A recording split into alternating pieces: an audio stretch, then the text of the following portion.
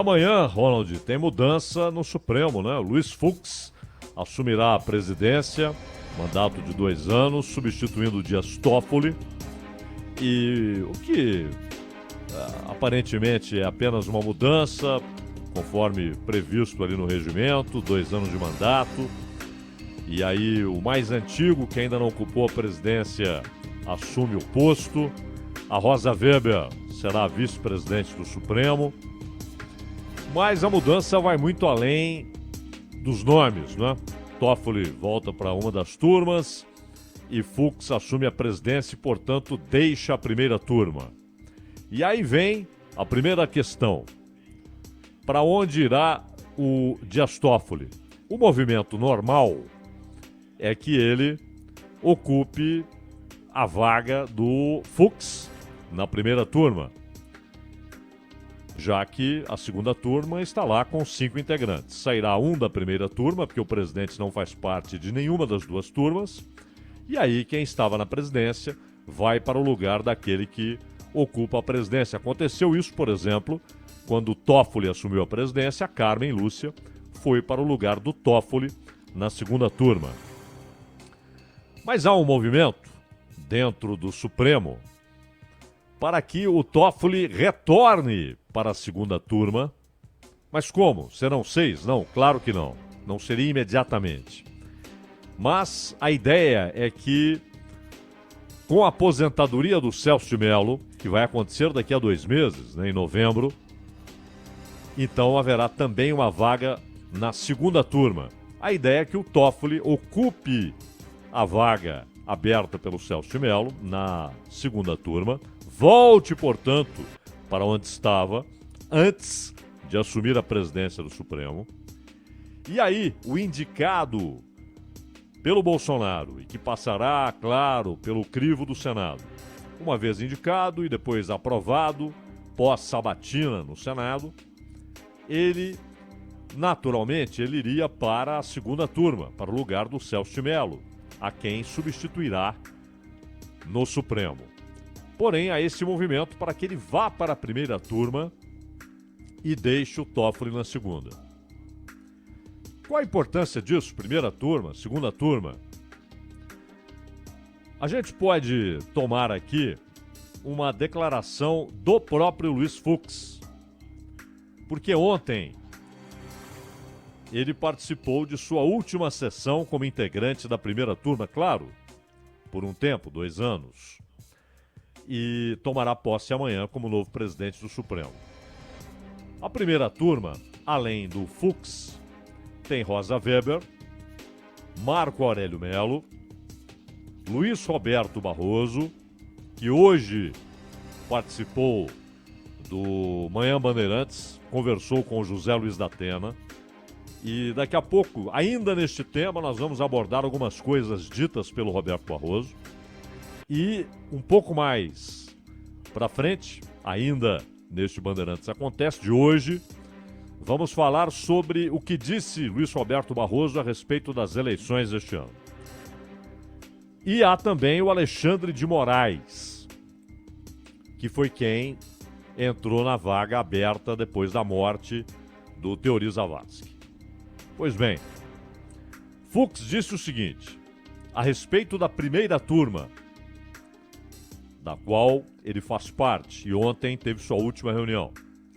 Uma turma pacífica, que é harmoniosa, coerente, que tem julgados, ou seja, decisões muito respeitados, julgados muito respeitados, e acima de tudo, que pode se vangloriar, que colocou o Supremo Tribunal no patamar que ele merecia.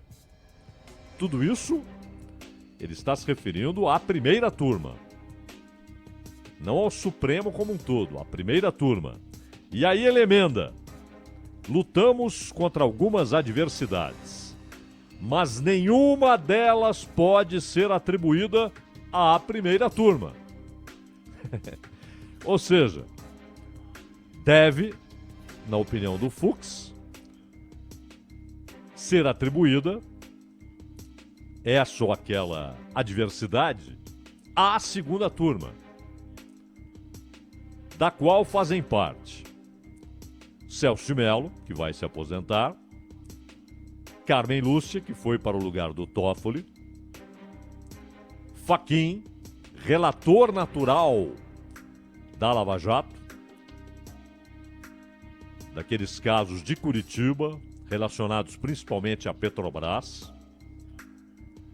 Gilmar Mendes e Ricardo Lewandowski. Estes são os integrantes da segunda turma. Quando o Toffoli fazia parte da segunda turma, aconteceu naquele momento um fenômeno muito interessante. Na prática, parecia que o país tinha 2 tribunais supremos, 2 cortes supremas. Tal a diferença das decisões tomadas por uma turma ou por outra. Tanto que quando determinado assunto sabia-se chegaria ao Supremo, a expectativa era para qual turma vai cair. Porque dependendo da turma, o resultado será A, dependendo da turma, o resultado será B. Se for na primeira turma, provavelmente haverá uma posição mais dura em...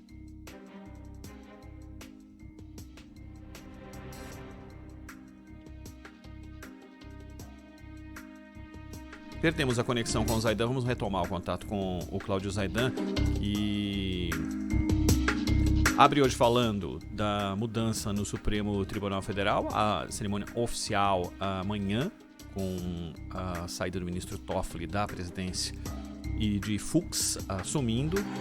Aliás, ontem, numa entrevista de Marco Aurélio Mello aqui na Rádio Bandeirantes, nós tivemos, na visão de Marco Aurélio Mello, algo que pode mudar o rito e as rotinas que envolvem o Supremo nas principais pautas que chegam à corte.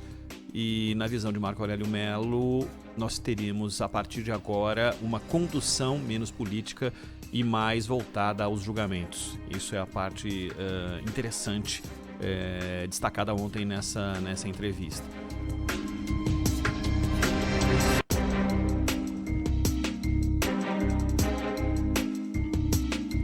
Daqui a pouco, como destacou o Zaidan, nós vamos ter também a palavra de Luiz Roberto Barroso, não só sobre os temas ligados ao Supremo, mas também ligados ao TSE e de que forma você, aí do outro lado, será impactado por isso. Seja também nos ritos que envolvem o STF e na outra ponta, na outra vertente aí do trabalho do Luiz Roberto Barroso, que diz respeito às eleições e de que forma isso também vai mexer com a sua vida.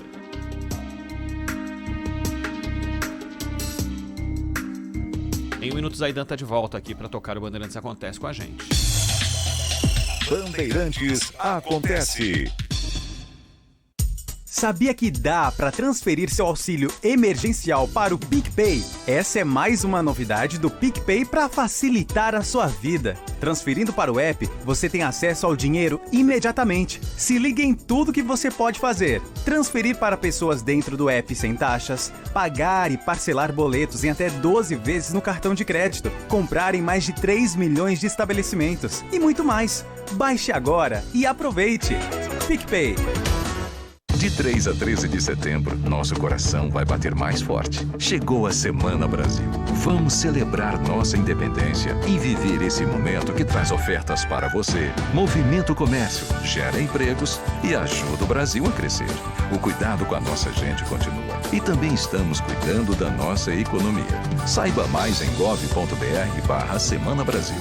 Semana Brasil. Vamos em frente com cuidado e confiança. Governo Federal. Você, lojista do Vale do Paraíba e de todo o litoral de São Paulo, sabia que a Romac Distribuidora reforçou o seu time de marcas campeãs de venda? A Romac leva agora no seu portfólio a linha completa da Colgate Palmolive para pequenos, médios e grandes supermercados da sua região. E tem mais, a Romac oferece toda a assistência de uma equipe de promoção especializada para o seu comércio. Acesse romac.com.br ou ligue para 11 30 19 28 10. Com a Romac Distribuidora, você não perde tempo. Você ouve Bandeirantes Acontece. De volta com o Cláudio Zaidan. Caiu, mas está de volta, Zaidan. Pois é. E a gente falava aqui, né, Ronald, a respeito daquele momento em que, se um assunto era julgado pela primeira turma, a expectativa era de uma posição mais dura em relação a denunciados por corrupção.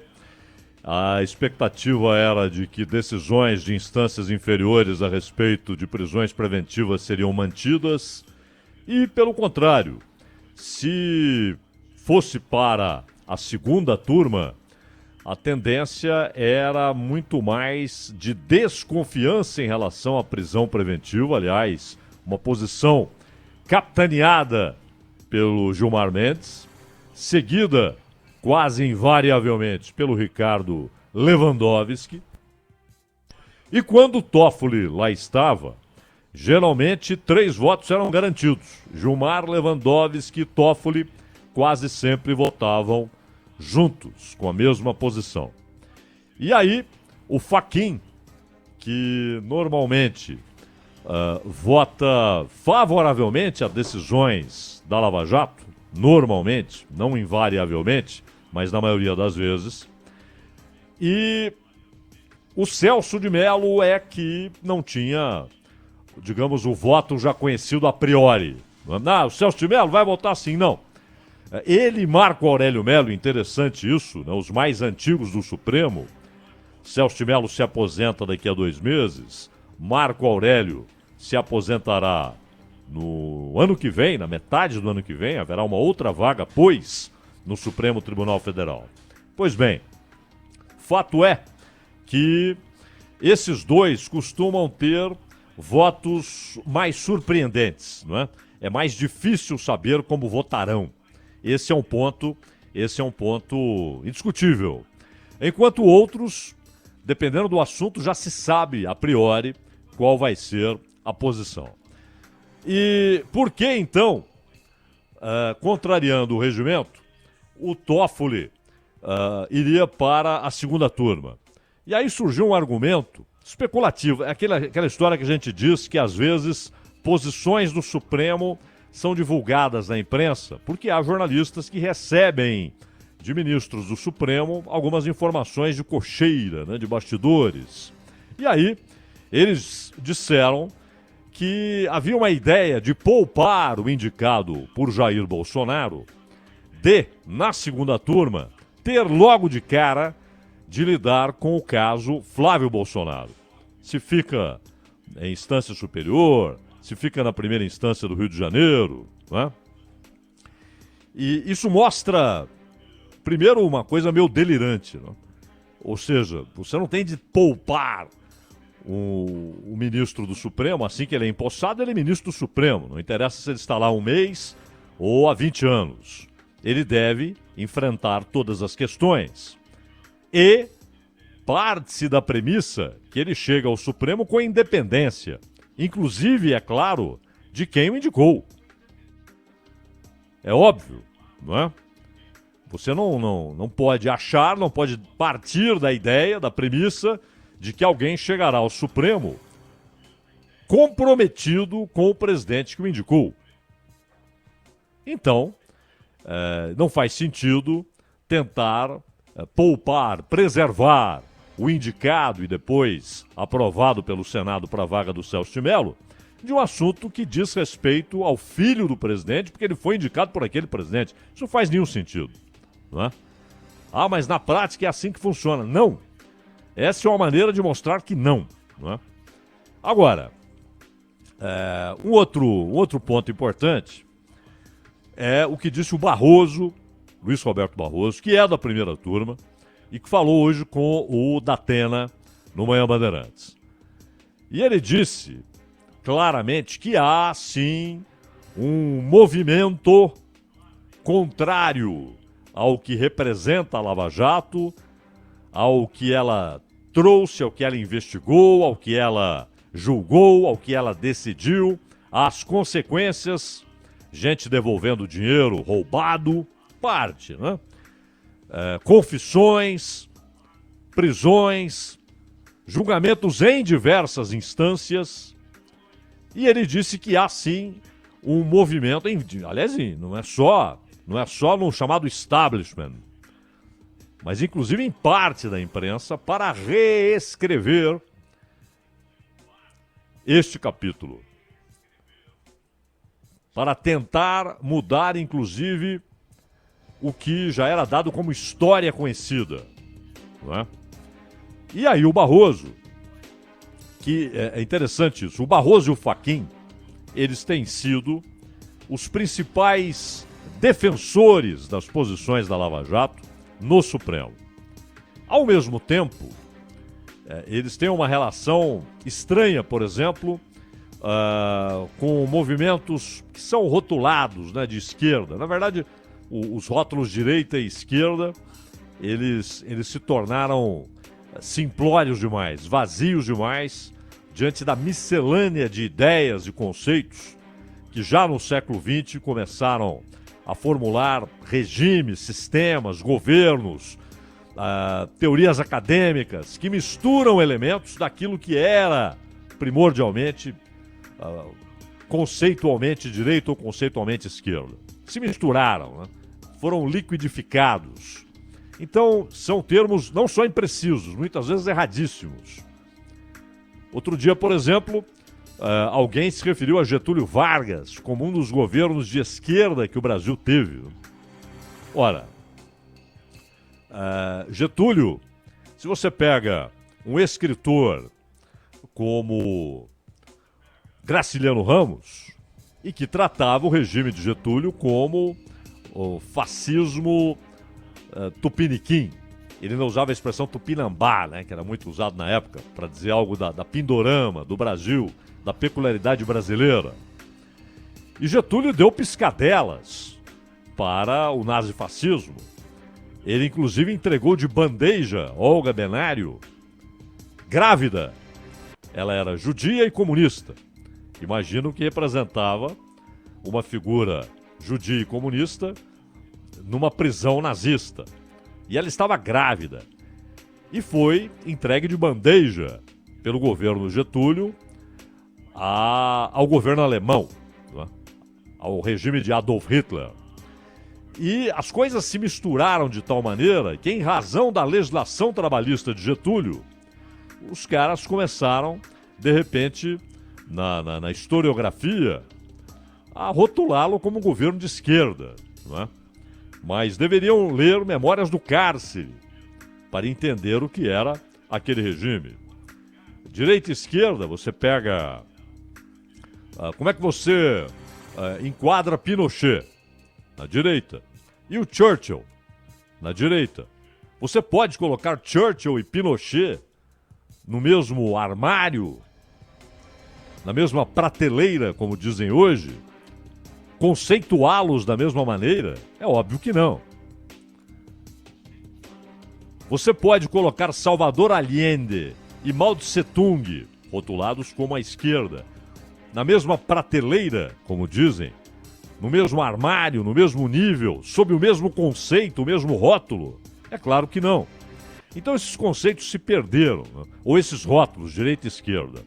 Mas, para simplificarmos o negócio, a chamada esquerda, ela gosta muito de posições tomadas pelo Barroso e pelo Fachin em relação a outros temas, comportamentais, né? E posições que ambos têm, por exemplo, em relação ao governo Bolsonaro. E, ao mesmo tempo, repudiam esse apoio, que é o mais firme dentro do Supremo, de Barroso e Fachin à Lava Jato. Ao mesmo tempo, Gilmar Mendes, né, que muitas vezes foi tratado como um ministro que resistia aos avanços da, entre aspas, esquerda, da mentalidade de governos de esquerda, ao mesmo tempo, passou a ser visto pela chamada, rotulada direita como um sujeito que se tornou inimigo número 1 da Operação Lava Jato. Mas aí acontece um outro movimento, o rompimento de Moro e Bolsonaro. E aí uma parte considerável dos apoiadores de Bolsonaro romperam no movimento de segue o líder, né? Romperam com o Moro e na sequência com a Lava Jato, e de repente a Lava Jato tornou-se alvo do que é chamado de esquerda, do que é chamado de direita, alvo de petistas e bolsonaristas, de lulistas e bolsonaristas. E ao mesmo tempo o chamado centrão, né?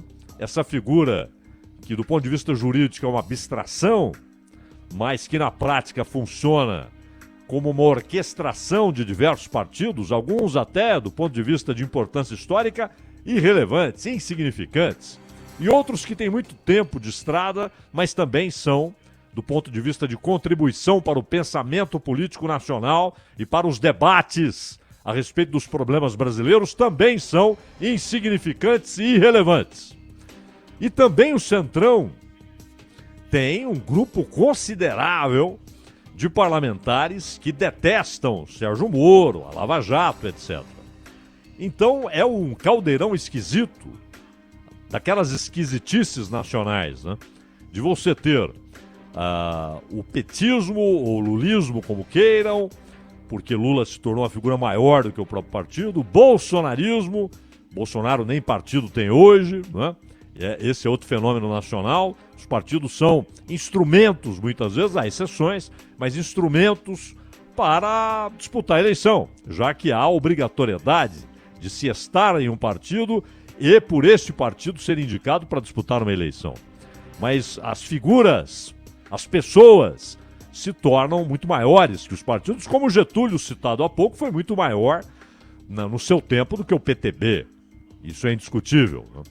Então, a história nesse caldeirão, você tem o centrão, o petismo, e aí não só o PT, mas o PSOL, o PCdoB, que tem aversão urticária em relação à Lava Jato. O bolsonarismo tornou-se também oponente de Sérgio Moro e antes, de Dallagnol, que já havia sido criticado antes, quando o Moro ainda era ministro, criticado no Palácio do Planalto, né? Inclusive por aqueles que se manifestam em redes sociais em nome do governo, e o Centrão, desde o início, o movimento do estancamento da sangria, né? Nas palavras do ex-ministro e o Jucá, o Romero Jucá, que foi uma espécie de líder de governo no Congresso quase permanente. Os governos mudavam, mas ele era o líder. Vitalício, né? Vitalício, quase, né? Então, até que perdeu a eleição em 18, né?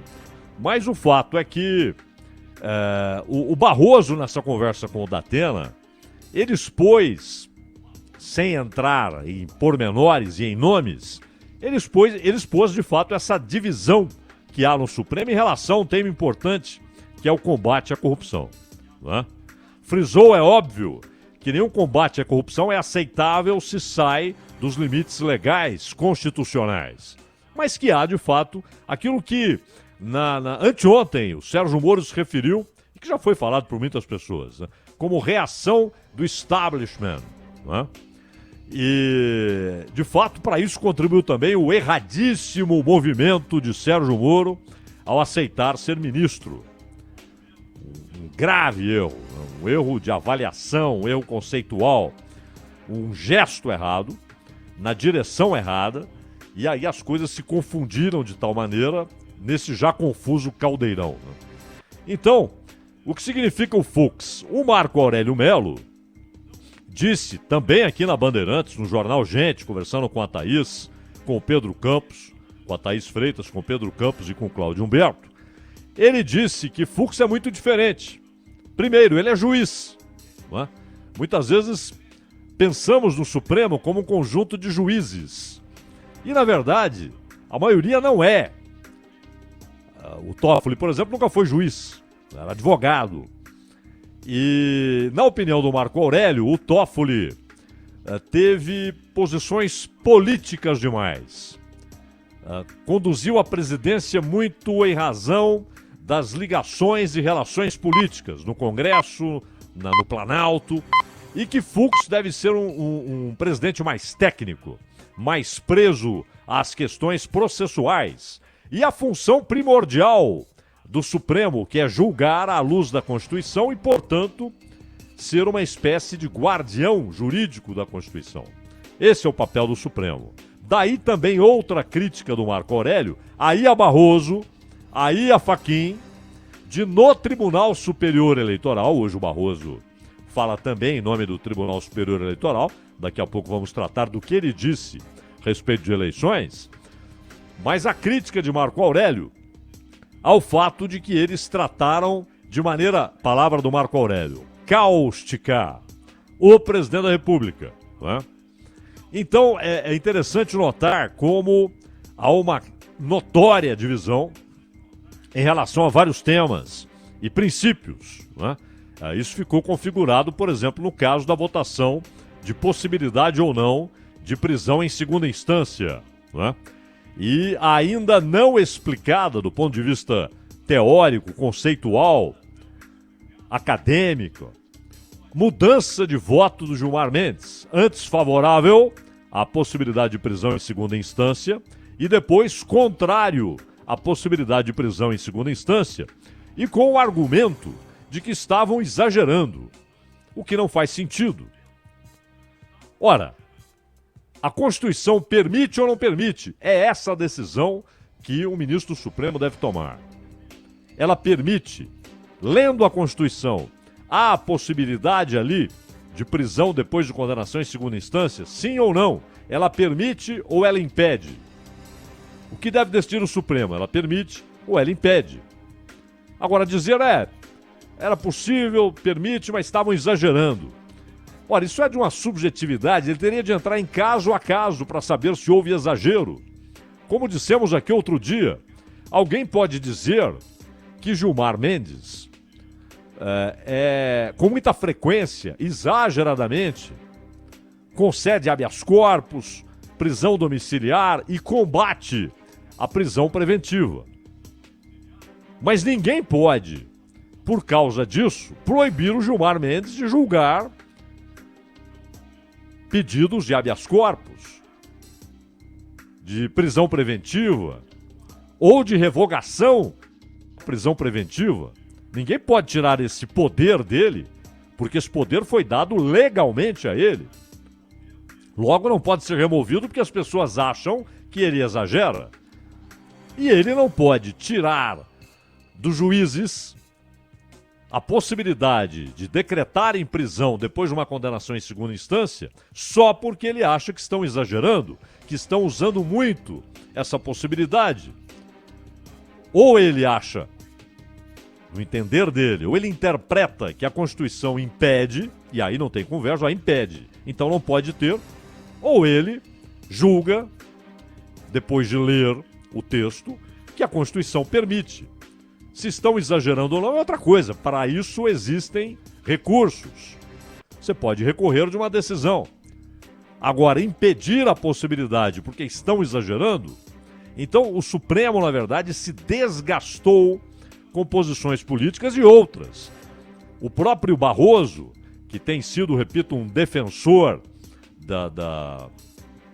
dos processos em que são condenados aqueles que são indiciados, que se tornaram réus por corrupção e que se mostra no dia a dia alguém preocupado em dar, no âmbito do Supremo, sustentação jurídica e constitucional para que a corrupção seja punida, para que os corruptos e corruptores sejam punidos, Ele, por sua vez, já provocou desgastes no Supremo ao tomar decisões que cabem ao Legislativo, ao legislar. Por exemplo, um caso de habeas corpus relacionado a um caso de aborto, ele legislar a respeito de aborto, ele passar a escrever como se estivesse ali como o legislador, não é? Como o Bismarck, estabelecendo possibilidades legais para algo que o Congresso deve decidir quais são as possibilidades, quais os limites, e não monocraticamente um juiz do Supremo, que não estava ali dizendo o que a Constituição diz, mas dizendo, olha, eu acho que a Constituição deve dizer isso. Eu acho que a Constituição deve ser adaptada às circunstâncias, às exigências, e decido isso. O Fachin, da mesma maneira, né, que tem sido também defensor importante do combate à corrupção, mas, por outro lado, também embrenha por decisões como aquela no Rio de Janeiro. Ele simplesmente decidiu numa canetada se a polícia pode ou não pode atuar como polícia. Quando atuar, deve ser com aviso prévio, com justificativa, com explicação. Ou seja, ele atravessou os limites da sua atuação, porque mesmo o ministro Supremo deve lidar com limites. Há cercas, há limites, há pontos estabelecidos pela Constituição onde, para além, não cabe ir um ministro Supremo. Então, vamos ver se o Fux não pode fazer tudo na presidência, mas pode ter aquela prerrogativa de pautas, etc., até certo ponto. Muitas vezes o presidente é coagido a colocar uma pauta para votar, por pressão até de seus colegas, né? Mas amanhã teremos Fux, estilo diferente, um juiz de carreira, né? Mas, convenhamos, por essas divisões todas que citamos, e há outras e outras, não podemos esperar que a mudança na presidência significará uma mudança revolucionária no que tem acontecido dentro do Supremo Tribunal Federal. Ronald.